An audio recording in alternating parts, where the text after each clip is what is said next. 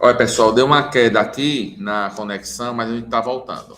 Então, retomando o que eu estava dizendo, era acerca dos princípios que eles contêm mandamentos prima facie, ou seja, são ordens normativas, vinculativas, sem sombra de dúvida. No entanto, isso não significa dizer que eles vão ser aplicados em sua plenitude, em sua inteireza. Não. A depender dos elementos fáticos, a gente pode ter uma minimização da aplicação desse princípio constitucional, mais ou menos, a depender do contexto. Ok? Ou seja, o peso do princípio ele é relativo, ele depende do caso concreto, ele não é absoluto. Então, em determinado caso, a gente pode ter o direito à privacidade com um peso maior, que a liberdade de informação, e no outro caso seguinte, pode-se ter o inverso, né? A liberdade de informação com maior peso que o direito à privacidade. Isso vai depender de quê, pessoal? Das possibilidades jurídicas e fáticas existentes. Portanto, vamos deixar assentado e consignado que não há hierarquia absoluta entre princípios. Isso vai depender sempre do caso concreto. E aí eu falei de ponderação. Então, a ponderação ela vai se caracterizar quando as regras elas são aplicadas através desse sopesamento, tá? As normas, princípios, né, são aplicadas através desses sopesamentos, desse sopesamento. Então, pessoal, veja que é diferente do que quando a gente faz a aplicação da norma-regra, porque a norma-regra ela vai partir de um outro instrumental de aplicação. Qual é o instrumental? Nós já vimos, é a subsunção. É o silogismo lógico. Premissa maior, a lei. Por quê? Porque ela é geral e abstrata. Premissa menor, o caso específico que a gente está enfrentando. Então, ao verificar se o caso específico é comportado na lei, está em conformidade com a lei, a gente vai ter a subsunção do fato à norma. Ou seja, a mão se encaixa na luva, ou seja, a mão é o fato concreto. Se encaixa na luva, a luva é a lei. Ou seja, quando a gente constrói uma luva, quando a gente confecciona uma luva, quando a gente faz uma luva, a gente não sabe qual é a mão que vai ser colocada dentro dela. Ou seja, a luva é o geral. É a norma regra. E a mão é o fato concreto. Subsunção é o fato de colocar a mão na luva. Encaixou? Subsunção do fato à norma. Não encaixou? É porque não houve aderência do fato àquela norma regra. Isso é subsunção. Lá da escola da exegese, lá de Savigny, tá? Ou seja, isso é clássico, ok? No princípio, é diferente. Quando é norma princípio, é diferente. Ou seja, o sopesamento é como se a gente colocasse numa balança, de um lado, o princípio do direito à privacidade e do outro, o princípio da liberdade de informação. Então, a princípio, não há o quê? Não há hierarquia. Está no mesmo plano. E aí a gente vai sopesar. No primeiro caso, quem é a pessoa? Em que circunstância se deu? Ah, não tem interesse público. Se não tem interesse público, vai pesar mais o quê? A privacidade. Então, você vai ter um desnivelamento na apreciação desse caso, onde está se pesando mais a privacidade do que a liberdade de informação. No outro caso, quando a gente tem exatamente uma situação em que há um interesse público daquilo que está sendo tratado em caráter privado, na vida privada daquele gestor público, por exemplo, aí você vai ter o quê? Um sopesamento ao revés, ou seja, vai pesar mais a liberdade de informação, vai pesar mais o interesse público e, consequentemente, o direito à privacidade vai ser minorado. Para sempre? Não, somente nesse caso específico, consideradas essas circunstâncias jurídicas e fáticas do caso. Então, através de vários procedimentos, que vai depender de cada autor, e o Robert Alex vai trazer como fazer isso, através da razoabilidade e da proporcionalidade, vai se determinar quais dos princípios vai prevalecer no caso concreto. Então, de toda ponderação de princípios, pessoal, é extraída uma regra que será utilizada na solução do caso concreto. Aí eu pergunto a vocês, que método hermenêutico é esse? De toda ponderação de princípios é extraída uma regra que será utilizada na solução do caso concreto. Tópico problemático. Exatamente. Você vai construir uma solução normativa sob medida para qual caso? Para aquele caso específico. Ok? Muito bem.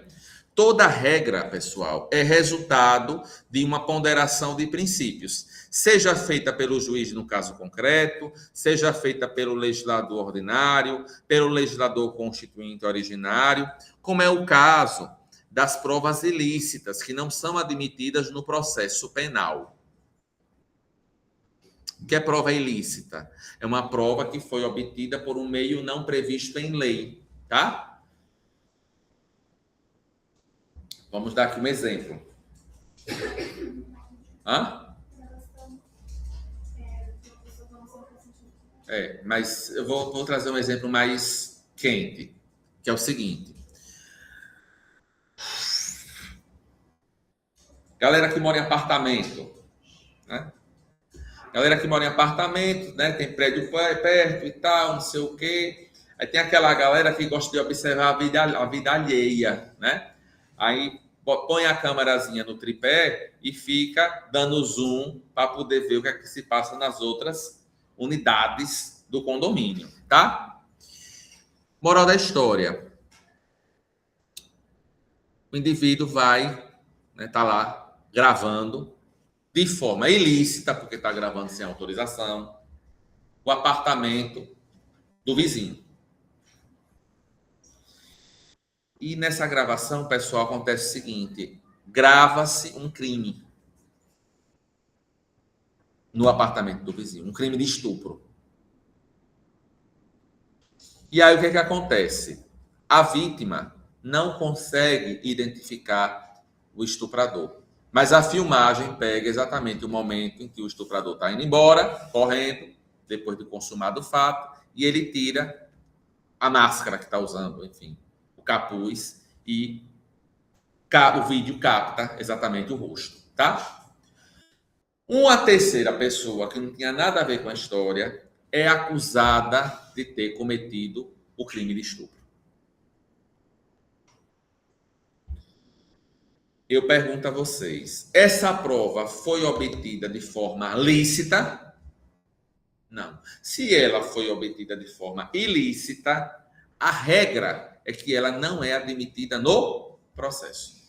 Porque para uma prova ser admitida no processo, é preciso que ela respeite dois fundamentos: o fundamento de existência da prova e o fundamento de validade da prova. Vocês vão estudar isso em processo penal, tá?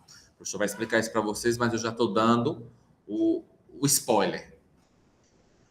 Para a prova existir, ela tem que ser contraditada. Ah, professor, veja, eu vou dar um testemunho. Beleza. E você está sendo arrolada por quem? Ah, pela defesa. Pronto. A defesa, primeiramente, vai fazer as perguntas dela, e no segundo momento, quem vai fazer as perguntas é a acusação. Porque se isso não for oportunizado à acusação, o seu testemunho ainda não é prova testemunhal. Só passa a ser considerado prova testemunhal quando tem a contradita da outra parte. Ok? Fundamento de existência. E o fundamento de validade é que este depoimento, este testemunho, precisa observar as regras do Código de Processo Penal, de como é que vai se fazer o testemunho. Então, uma das regras é que não pode haver coação da testemunha. Se houver coação, a prova ela foi obtida de forma ilícita. Logo, ela é o quê? Desentranhada, retirada do processo. Não pode ser considerada. Tá claro? Essa é a regra. Eu vou chegar lá. Guarde, eu vou chegar lá. Só que vamos voltar para o caso que eu contei, que foi da filmagem. Pessoal, a filmagem é a única prova, ainda que ilícita, que pode absolver o réu. E aí a gente vai fazer uma ponderação. De um lado, um princípio de inadmissibilidade de provas obtidas por meio ilícito. E do outro, princípio da ampla defesa. E aí, na ponderação, vai pesar mais o quê? A ampla defesa ou a inadmissibilidade de prova obtida por meio ilícito? Depende do contexto. Essa prova ilícita vai ser usada para absolver ou para condenar? Se for para absolver, pesa-se mais o princípio da ampla defesa e a gente vai admitir, excepcionalmente, no processo penal, essa prova ilícita, essa filmagem, para absolver. Mas eu não posso usá-la para condenar o verdadeiro agressor. Ah, mas está lá. Mas a prova foi obtida por meio ilícito, meu bem. Não vai rolar.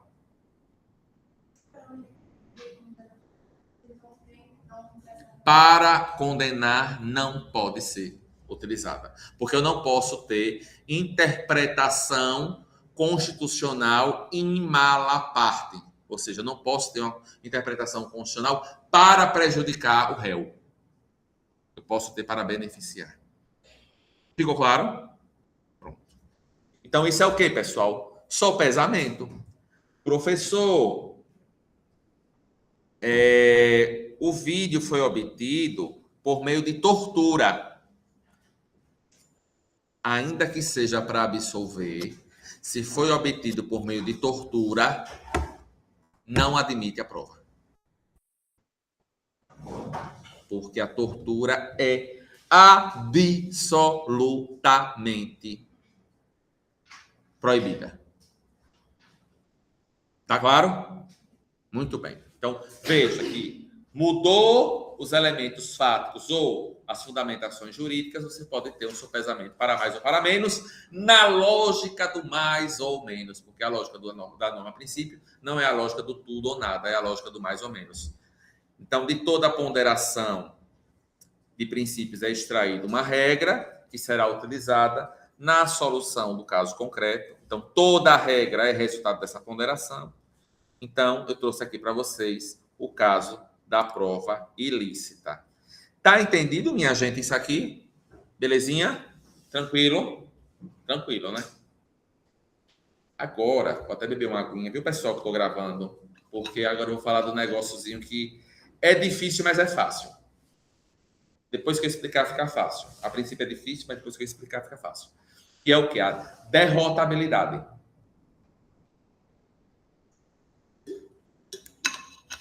Então, o que é que a gente explicou até aqui, minha gente? A norma, a regra é a lógica do tudo ou nada. A norma, a princípio, é a lógica do mais ou menos. Não foi isso? Todo mundo já sentou isso na cabeça, não já? Está sentado? Muito bem. O que é a derrotabilidade ou superabilidade? Gente, isso é uma exceção à lógica do tudo ou nada da norma-regra. Ai, professor, tava bom demais para ser verdade. Eu já tinha entendido tudo. Essa aqui é a cereja do bolo, né? Não é todo professor que trata disso, mas a gente tem o quê? Alunos diferenciados que merecem tratamento diferenciado. Então, a gente tem que verticalizar mesmo para vocês. Afinal de contas, é essa teoria constitucional que a gente vai fechar lá pelo dia 15 de maio, né, depois da prova de vocês, que vai ser o roteiro 6, que vai dar a base para a gente entrar no direito constitucional positivo, que é a segunda parte do curso, que a gente vai iniciar no dia 20. Tá? Então, vocês precisam ter esse repertório, que a princípio é um tanto quanto teórico, abstrato e complicado na cabeça de vocês, apesar do esforço deste professor para poder trazer exemplos concretos, decisões do Supremo e até metáforas com a vida de vocês como instrumento metodológico para botar essa teoria na cabeça de vocês. Porque a gente precisa assentar essa teoria. Se a gente conseguir assentar essa teoria na cabecinha de vocês, a gente vai voar no direito constitucional positivo.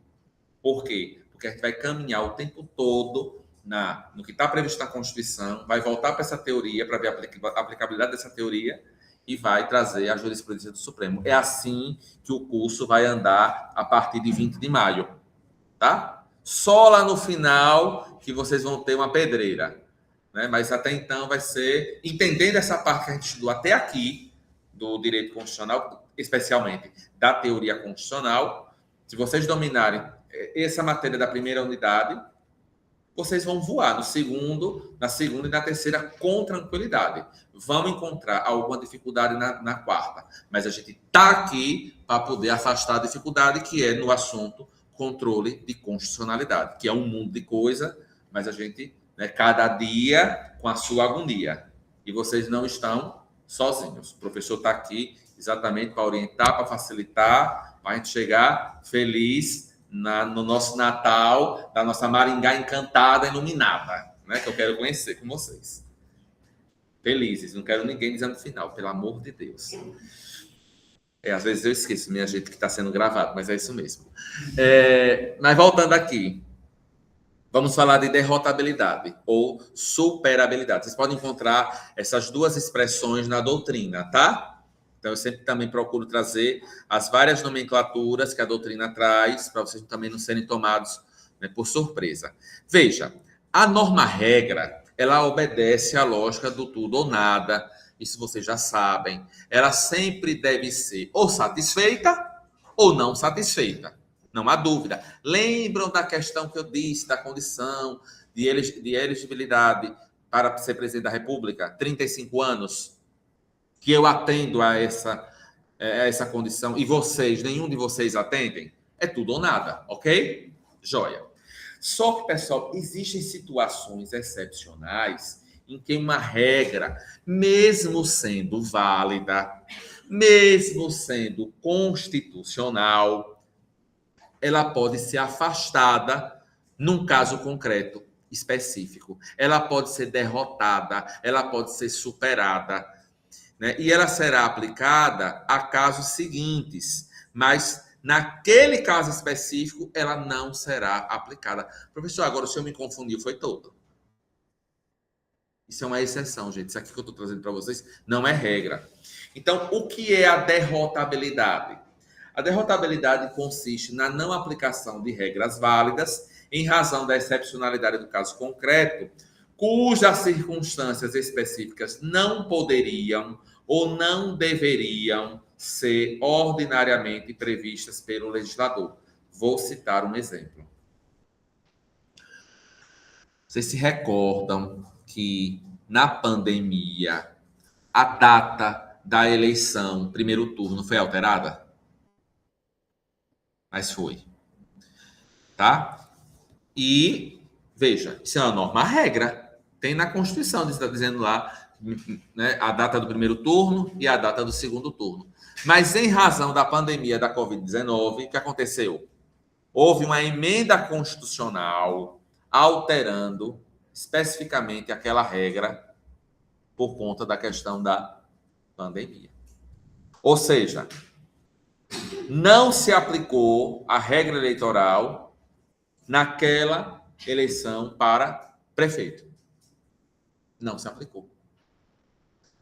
Ah, professor, mas por que não se aplicou? Eu pergunto a vocês, tinha como o legislador imaginar que íamos ter uma pandemia da Covid-19, que todo mundo ia ficar trancado em casa por uma medida de saúde pública?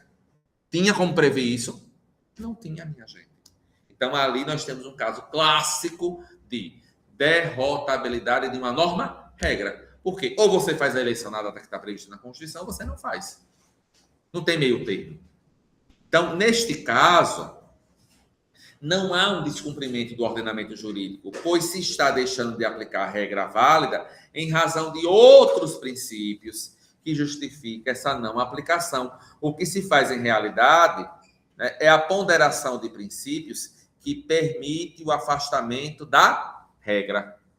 E aí, pessoal, a gente vai ter o quê? essa ponderação, né? De um lado da balança vai estar o princípio da justiça, mais os princípios que justificam o afastamento daquela regra. E do outro lado, a gente vai ter qual princípio? O princípio da segurança jurídica, né? E os princípios subjacentes a esta regra. Então, toda vez que a gente for fazer uma ponderação, a gente vai exatamente fazer esse sopesamento. De um lado, o que é justo, do outro lado, o que é legal, o que é seguro do ponto de vista jurídico, tá? E aí, pessoal, vou trazer para vocês aqui um outro exemplo mais concreto, né, para a gente deixar isso bem assentado do que é uma derrotabilidade de norma-regra. Pessoal, o ônus da prova no processo é de quem alega. Quem alega tem que provar. A exceção né, quando se tem, por exemplo, o caso do consumidor, que é um vulnerável, né? Então, faz-se a inversão do ônus da prova. Quem tem que provar é o fornecedor do produto, o prestador de serviço, né, porque na relação de consumo, o consumidor ele é um hipossuficiente. Mas a regra é de quem alega tem que provar. Aí aconteceu o seguinte: uma mulher engravidou e disse que o filho era de um rapaz. E aí, o que é que acontece? Ela pariu o menino e ingressou com ação de investigação de paternidade para poder cobrar os alimentos do menino. Beleza? Beleza. Quem é que tem que provar que o cara é pai do menino? Ela, que não está alegando? Através de quê? Do exame de DNA. Isso hoje, né, minha gente? Isso hoje. A gente tinha exame de DNA a vida toda? Não. Isso é uma coisa relativamente nova. Aí o que é que acontece, pessoal? Essa mulher, quando ingressou, ela não tinha condição de custear o exame de DNA para poder provar. Ela pediu ao Estado. O Estado disse: não tenho condição, não tenho instrumento, não tenho condição, não tenho como atender. Moral da história: a decisão judicial não reconheceu a paternidade da criança, transitou em julgado. Ela perdeu a ação. Ok? Ok. Do ponto de vista da segurança jurídica, ok. Vocês já estudaram comigo, que eu já expliquei isso, não de forma assim sistemática, ordenada, tal, que a gente vai estudar isso um pouquinho mais à frente. Mas eu já disse aqui, né, que a lei vai proteger o direito adquirido, o ato jurídico perfeito e a coisa julgada. Coisa julgada, a regra é que não se muda. Essa é a regra. Pode mudar? Pode, mas se mudar é exceção, não é regra. Ok? Entendido até aqui? Sabe o que aconteceu? O processo transitou em julgado. Tempos depois, essa mesma mulher ingressou com uma nova ação pedindo para investigar a paternidade. Aí eu digo a vocês, essa ação deve ser recebida, sim ou não?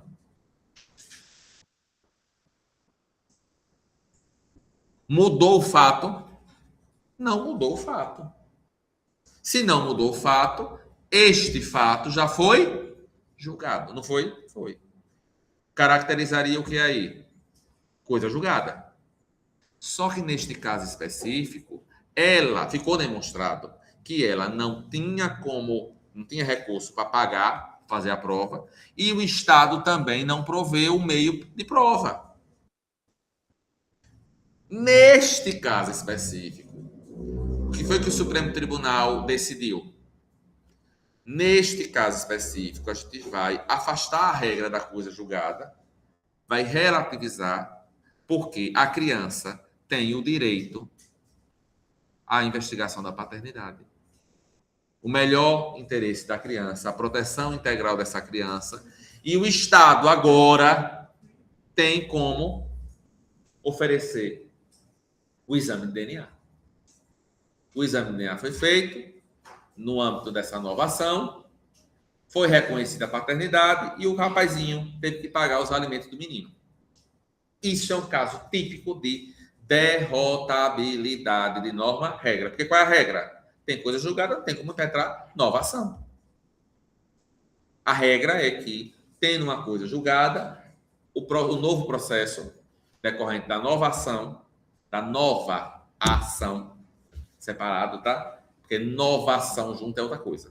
Da nova ação. Tem que ser o quê? A regra. Julgado, extinto, sem julgamento de mérito, por existência de coisa julgada sobre a matéria. Ponto. Essa é a regra. Mas neste caso, seria a decisão mais justa? Não. Por quê? A mãe tinha essa vulnerabilidade, não tinha um recurso, e o Estado também não deu a condição para que essa prova fosse produzida. Ficou claro, pessoal? A derrotabilidade? Vamos avançar. Vamos aqui listar, né, algumas hipóteses de afastamento de norma-regra. Hipóteses de derrotabilidade. Pergunte, meu bem. Você falou que quando teve aquela questão da pandemia, teve a alteração do dia da voto, você falou que teve que fazer uma emenda constitucional. Mas então mudou a regra? Mudou a sua pergunta é Isabelle, esse é o nome? Giovana, a sua pergunta foi assim, de uma precisão que eu fico muito satisfeito. De fato, mudou sim a regra. Sim, professor, se mudou a regra, qual é a derrotabilidade que existe aí? Por isso que eu assim, por isso que eu... Olha, gente, 3 corações para Giovana. Sabe por quê, Giovana? Porque essa regra, princípio chamado princípio da anterioridade eleitoral, é uma cláusula pétrea, Giovana. Não pode ser mudada. E neste caso, houve a derrotabilidade da regra e ela foi mudada. Passou-se por cima de uma limitação material.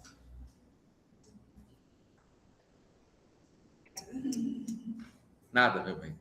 Então, eu vou explicar exatamente isso agora. Foi ótimo. A sua pergunta foi bem oportuna. Cravou. Hipóteses de afastamento de regra. Primeira hipótese. Situações, Giovana, excepcionais e imprevisíveis. Caso que o legislador não podia prever ou criar as exceções. É este caso. Então, o que é que diz o artigo 16 da Constituição Federal?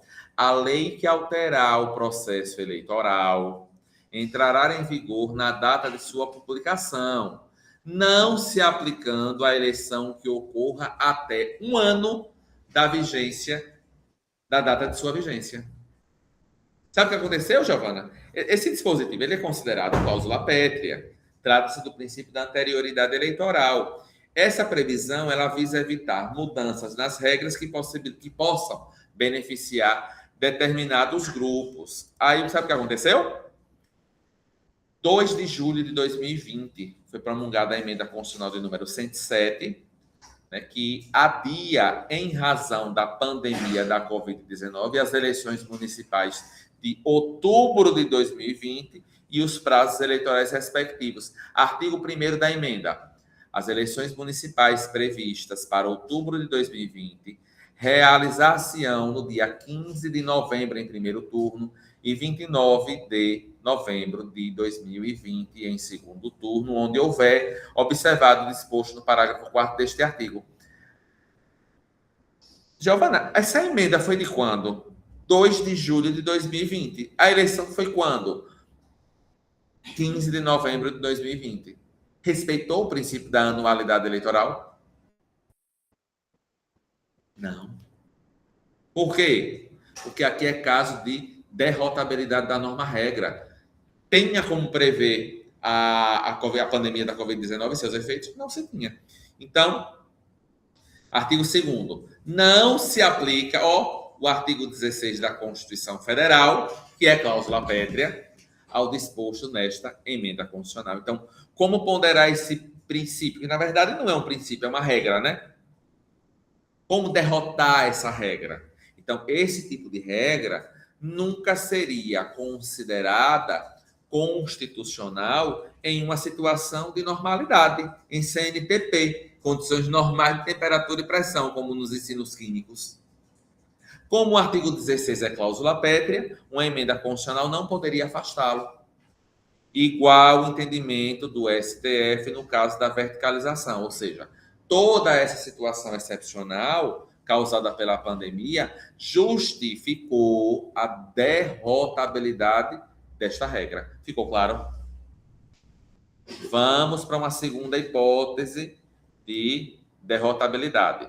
Inconstitucionalidade em concreto. Ou seja, significa dizer que uma norma, em tese, é constitucional, ou seja, abstratamente, né, considerada compatível com a Constituição.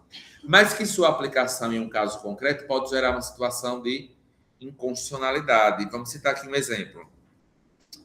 Esse exemplo que eu trouxe.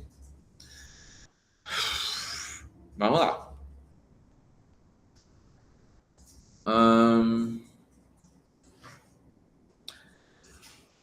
Teve um voto do ministro Sepúlveda Pertence, que já está aposentado no Supremo Tribunal Federal, em relação à medida provisória que vedava a concessão de liminar em mandado de segurança, em ação cautelar e ações ordinárias contra a Fazenda Pública. Ou seja, questões que envolviam tributo, arrecadação de dinheiro para o Estado, não poderia ser concedida liminar. Liminar é decisão provisória, tá?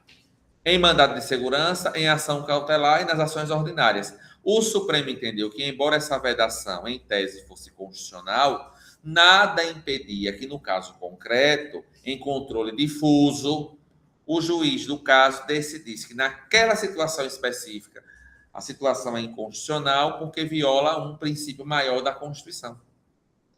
Tá? Então, a regra geral ele entendeu como constitucional, mas que, em cada caso concreto, o juiz da causa poderia, né, verificar a possibilidade de afastar essa aplicação, para não gerar, né, injustiça.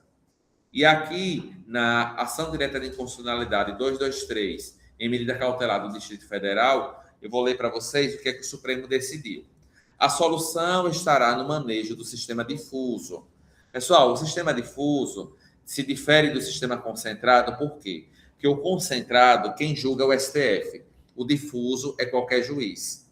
Só que no difuso, a gente tem que ter um caso concreto, tem que ter partes. No concentrado, não. No concentrado, o que é avaliado é a constitucionalidade da lei de forma abstrata para todo mundo. No difuso, é só para as partes daquele processo. Eu não vou verticalizar essa explicação de controle de constitucionalidade, não, agora, porque a gente vai ver isso no final do curso, tá? Mas, o que é importante saber? Que, em cada caso concreto, nenhuma medida provisória pode subtrair ao juiz da causa um exame de constitucionalidade, inclusive sob o prisma da razoabilidade, das restrições impostas ao poder cautelar, para se entender abusiva essa restrição. Se a entender inconstitucional, o juiz poderá conceder a liminar, deixando de aplicar, no caso concreto, a medida provisória, de forma que, em relação a este caso, a julgue inconstitucional. Na verdade, para resumir a história, a medida provisória estava vedando a concessão de liminar e o Supremo entendeu que, se o juiz da causa entender que deve conceder, ele pode conceder em nome do princípio da separação dos poderes. Ficou claro? É isso. Inconstitucionalidade em concreto. Manifesta injustiça. É uma outra possibilidade de se ter a derrotabilidade de uma norma-regra. Quando é que isso vai acontecer? Quando a aplicação de uma regra, no caso concreto, gerar uma situação de manifesta injustiça. Eu não vou nem ler o caso aqui, porque o caso foi o que eu relatei da investigação de paternidade. Então, foi uma ação que nem a mãe, né, pôde realizar o exame de DNA porque não tinha dinheiro para pagar, o Estado também não ofereceu, ela perdeu a causa e depois entrou de novo. Nesse entrar de novo, o entendimento foi que deveria se afastar a norma-regra da extinção do processo sem julgamento de mérito por conta da coisa julgada e receber a ação, fornecer o exame de DNA, né, o Estado fornecer e, consequentemente, se ter o desfecho aí da investigação de paternidade. Joia? Ok, pessoal? Tranquilo? Então, aqui a gente está encerrando, né, a teoria do Robert Alex. Vamos agora trazer a classificação das normas constitucionais quanto à sua eficácia. Pessoal, toda norma constitucional possui eficácia. Por quê? Porque existe um princípio chamado princípio da força normativa da Constituição, trazida pelo Conrad Hesse, né, no seu livro A Força Normativa da Constituição, e que o Supremo Tribunal Federal adota, e que isso já está assentado, né, no Brasil. Estamos todos de acordo em relação a isso. Agora, o que é a eficácia? Ela pode ser positiva e pode ser negativa. Eficácia é a aptidão da norma para produzir os efeitos que lhe são próprios. A eficácia positiva é quando a norma está apta a ser aplicada ao caso concreto previsto por ela. Já a eficácia negativa é quando ela está apta a invalidar ou a bloquear uma legislação contrária a ela. Exemplo clássico de eficácia negativa, pessoal. As normas constitucionais que apontam o que são as cláusulas pétreas. Isso é uma eficácia negativa. Não se pode fazer qualquer alteração, porque que vá de encontro às cláusulas pétreas, não ao texto, mas à norma, porque texto e norma são coisas diferentes. Nós já estudamos isso aqui, tá? Eu estou no slide 38, Giovana. Então, o que é que acontece? Na Constituição, todas as normas jurídicas possuem eficácia. Agora, a gente tem na Constituição 3 partes, né, pessoal? Eu já expliquei isso para vocês. O preâmbulo, o texto permanente, que vai do artigo 1º ao artigo 220, as emendas constitucionais, né, que vai da emenda de número 1 até a emenda de número qual? Ou qual? Hein? Falei alto. Mentira. 139. Ontem foi promulgada a nova emenda constitucional. Aluno meu tem que estar ligado, tá? A emenda constitucional de número 139 assenta o entendimento de que os tribunais de contas não podem ser extintos. O resumo da história da emenda 139 é isso, tá? Foi promulgada ontem. Eu estava na Operação Rondon, né, mas eu estava atento às questões constitucionais, sempre. Porque quem dá aula para vocês não dorme em relação a essas alterações. E temos o ADCT, tá? Então, são 3 partes. Preâmbulo, texto permanente mais as emendas, certo? E o ADCT. Pessoal, preâmbulo não tem força normativa, ok? Não tem força normativa. Texto permanente tem força normativa, sim. Do artigo 1º ao 250, com todas as emendas constitucionais. Tá joia? ADCT tem força normativa somente as normas exauríveis. As normas exauridas não têm mais força normativa. Por quê, professor? Porque ela já esgotou a sua atuação no plano real, no plano concreto. Elas não têm mais aptidão para produzir os efeitos que lhes são próprios, porque os efeitos que lhes são próprios já foram produzidos. Portanto, elas são exauridas. Então, para resumir, o que é que tem força normativa? O texto permanente e as normas exauríveis do ADCT, Ato das Disposições Constitucionais Transitórias. Ok? Estabelecidas essas premissas, vamos agora para poder fechar com chave de ouro as classificações quanto à eficácia e vamos trabalhar aqui com as principais classificações. Existem várias, mas a classificação tradicional que o Supremo Tribunal usa é a classificação do professor José Afonso da Silva. Ele divide em normas constitucionais de eficácia plena, de eficácia contida e de eficácia limitada. Eu vou explicar essa classificação do professor José Afonso da Silva e Depois eu vou falar da classificação da Maria Helena Diniz, né, para dar um tchan, e a gente parte para o fechamento. É muito simples, pessoal. A norma constitucional de eficácia plena, ela é uma norma que tem uma aplicabilidade direta, ou seja, ela não depende de uma outra lei para poder começar a valer, tá? Ela dispensa a lei para ser aplicada, a aplicação ela é imediata, por exemplo, direito à vida. Eu preciso de regulamentação do direito à vida? Não preciso. Isso é uma norma constitucional de eficácia plena, imediata. Por quê? Porque se aplica imediatamente, independentemente de qualquer condição temporal, por exemplo, né? Então, se aplica de forma direta, de forma imediata e de forma integral. As normas constitucionais de eficácia plena, elas não podem sofrer restrição. Elas se aplicam integralmente ao caso previsto por elas. Então, o legislador ordinário não pode restringir sua aplicação. Quer um exemplo? Proibição de tortura no Brasil.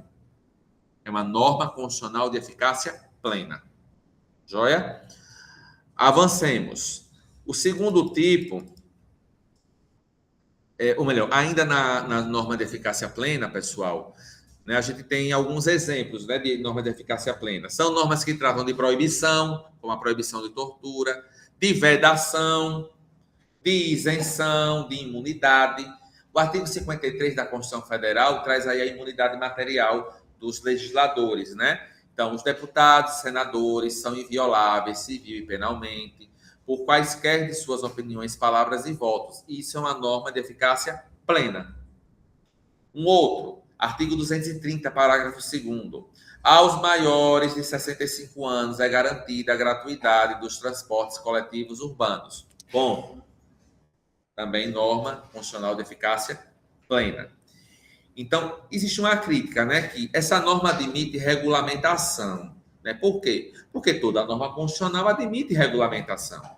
Então, como é que a gente vai diferenciar regulamentação de restrição? Então, toda vez que se regulamenta algo, de certa forma, se restringe. Imagine uma lei que dissesse: fora do recinto do Congresso Nacional, a imunidade parlamentar só é assegurada quando houver relação com o exercício do mandato. Isso, para José Afonso da Silva, seria uma regulamentação, o que seria permitido. Mas há autores que entendem que também temos aí uma restrição. Então, tem essa crítica à classificação do José Afonso da Silva. De qualquer sorte, eu tinha que trazer, né, essa observação para vocês. Alguém lembra o nome da colega, viu? Porque ela já está indo. E até sexta, meu bem. Tá? Então, essas são as características da norma constitucional de eficácia plena. Entendida essa categoria? Vamos para a norma constitucional de eficácia contida. Alguns autores chamam de eficácia redutível ou restringível. É uma outra nomenclatura que eu entendo que é muito mais adequada, tá? Mas, de qualquer sorte, essa terminologia trazida pelo José Afonso da Silva é muito criticada pela doutrina por trazer uma falsa imagem desse tipo de norma. Como assim, professor? Essas normas, elas não possuem eficácia contida, mas sim uma eficácia que pode ser contida pela lei, pode ser restringida pela lei, pode ser reduzida pela lei. Então, seria mais adequado falar em norma de eficácia redutível ou restringível.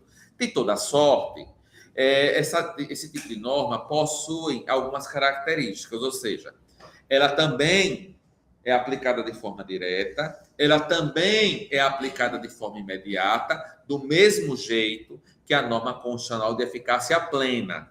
Qual é a diferença? É que na plena não cabe restrição. Na contida, né, possivelmente não será integral. Por quê? Porque ela pode sofrer restrição. Então, não significa necessariamente que ela vai sofrer uma restrição. Por isso que seria mais adequado chamar de eficácia redutível ou restringível, mas que pode sofrer. Tá? Então, essa é a principal diferença entre a norma constitucional de eficácia plena e a norma constitucional de eficácia contida, tá? Então, por exemplo, vamos colocar aqui um exemplo de uma norma de eficácia constitucional, ou uma norma constitucional de eficácia contida. Servidor público civil tem direito à greve, nos termos da lei. Toda vez que tiver lá, nos termos da lei, conforme a lei, significa dizer o quê? Que aquele direito pode ser restringido pela lei. É a dica que a gente dá. Então, a lei nunca chegou, o caso parou no Supremo, o Supremo disse o quê? Enquanto não tiver lei regulamentando o direito de greve do servidor público civil, vai aplicar no que couber a CLT, que é o que regulamenta o direito de greve da iniciativa dos empregados da iniciativa privada. Quando vier a lei, vai valer o quê? A lei específica.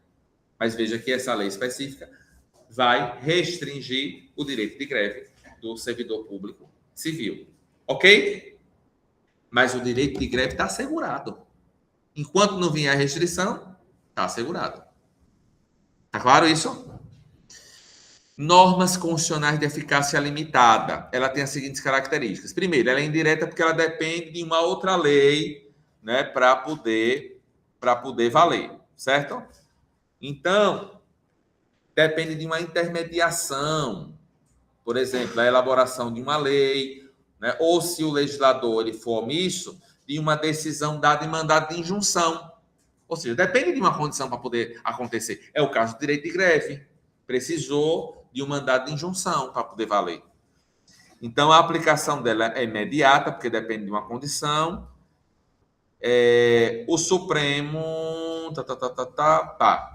Então, essa condição vai ser o quê? Ou a lei, ou uma decisão do Supremo em mandado de injunção que venha suprir essa lacuna, essa ausência de lei. Quando vier a lei do Congresso, a decisão do Supremo despenca, porque a decisão em mandado de injunção ela é sempre temporária. Qual é o período? Enquanto a lei não chega. Quando a lei chegar, o novo parâmetro para o exercício daquele direito fundamental passa a ser a lei. Dentro das normas de eficácia limitada, o professor Zé Afonso da Silva ainda faz uma diferenciação entre norma de princípio institutivo e norma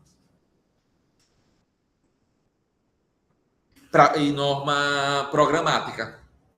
Qual é a diferença, gente? É que a norma de princípio institutivo são aquelas normas que dependem de uma lei para poder estruturar uma entidade, um órgão, um instituto, ou seja, há necessidade de uma lei para dar corpo àquela lei. Exemplo clássico disso, a ADPF.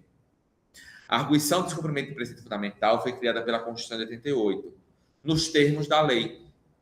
Então, enquanto a lei da ADPF enquanto a lei da ADPF não foi criada, não se tinha como ingressar com a ADPF, porque não tinha o rito, não tinha o procedimento, tá? Então, a Constituição só disse que o Supremo Tribunal Federal era competente para julgar a ADPF, mas não disse quem eram os legitimados, não disse a estrutura da ação, os efeitos da decisão, o objeto, o parâmetro, não disse nada. Quem veio a dizer isso? A lei que regulamentou a arguição de descumprimento de preceito fundamental. Somente em 99, com a Lei 9.883, que se estruturou a ADPF, tá?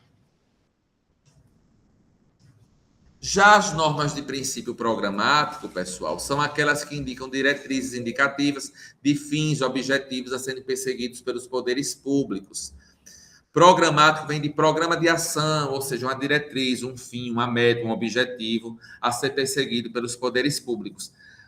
Exemplo clássico disso, o artigo 3º da Constituição Federal. Constituem objetivos fundamentais da República Federativa do Brasil. Aí está lá listado. Exemplo: enfrentamento da desigualdade regional. Acabou a desigualdade regional no Brasil? Não. Vai acabar quando? Quem lá sabe quando é. O que é importante na norma programática? É a gosto de Deus? Não. É preciso que esse programa ele seja perseguido, que o Estado demonstre que está destinando recurso para poder fazer esse enfrentamento através do orçamento público, por exemplo. Tá? Não é, é uma mera carta de intenção. Não. Tem instrumentos para isso. O FPM, o Fundo de Participação dos Municípios, o FPE, o Fundo de Participação dos Estados. E vocês sabem que tanto o FPM quanto o FPE de estados e municípios mais pobres, eles recebem mais recursos. Por quê? Porque carecem mais. Ou seja, é uma forma de fazer esse enfrentamento da desigualdade regional. Tá certo? Então, isso é norma de princípio programático, que está dentro, né, desse escopo da norma constitucional de eficácia limitada. E aqui a gente encerra a classificação do Zé Afonso da Silva. A Maria Helena Diniz vai trazer uma cerejazinha no bolo, no efeito dessa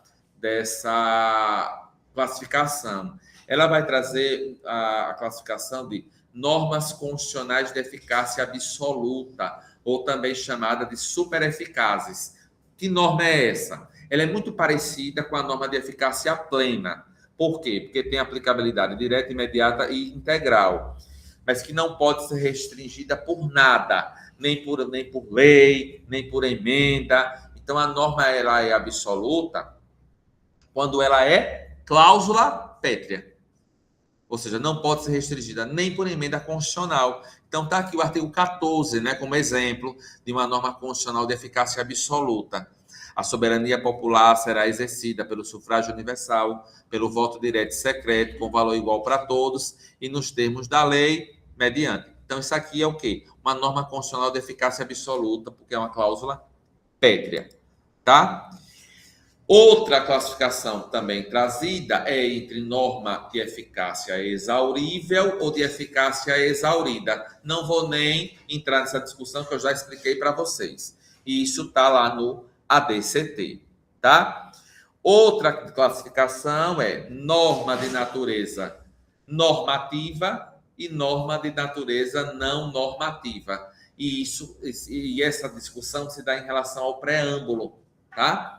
Então, o Supremo tem essas duas teses, de natureza normativa do preâmbulo e de natureza não normativa do preâmbulo. O Supremo adota a natureza não normativa. Isso não significa dizer que o preâmbulo não serve para nada. Claro que serve. O preâmbulo ele é destituído de valor normativo e de força cogente, mas, né, apesar dele não poder ser aplicado, não ser invocado como parâmetro para a declaração de inconstitucionalidade, o preâmbulo ele é uma diretriz interpretativa, porque os valores constitucionais estão ali colocados. Então, para poder assim fechar direitinho mesmo a aula de hoje, veja, o Supremo já decidiu isso, que o preâmbulo não tem força normativa quando se ingressou lá com ação direta de inconstitucionalidade em relação à Constituição do Acre. E o Supremo, ao analisar a matéria, entendeu que o preâmbulo não é norma de observância obrigatória, né? Sequer norma jurídica, sequer tem força normativa. Lembre o nome dela, viu? Não pode ser utilizado como parâmetro, porque o que estava se arguindo é que na Constituição do Acre não tinha a expressão da invocação da proteção de Deus, como tem na Constituição Federal. E o Supremo disse que não tem problema nenhum do Acre não ter colocado essa expressão. E julgou a ação direta de inconstitucionalidade como improcedente. Então, no preâmbulo, a gente tem várias diretrizes hermenêuticas importantes, além de elencar os valores supremos da nossa Constituição. E aí, há quem entenda que o preâmbulo ele é um irrelevante jurídico e há quem entenda que ele tem relevância jurídica interpretativa, específica ou indireta. O Supremo Tribunal Federal adota exatamente essa teoria, que ele não tem força normativa, mas ele tem relevância interpretativa ou jurídica específica ou indireta, porque o preâmbulo, né, participa das características da Constituição, né, então desempenha uma função relevante como vetor interpretativo, porque nele estão os valores supremos da nossa sociedade E aqui a gente está encerrando, pessoal, a nossa aula. E se peça a galerinha que está aí no gravado. Tchau, tchau. Vou encerrar aqui e vou fazer a chamada.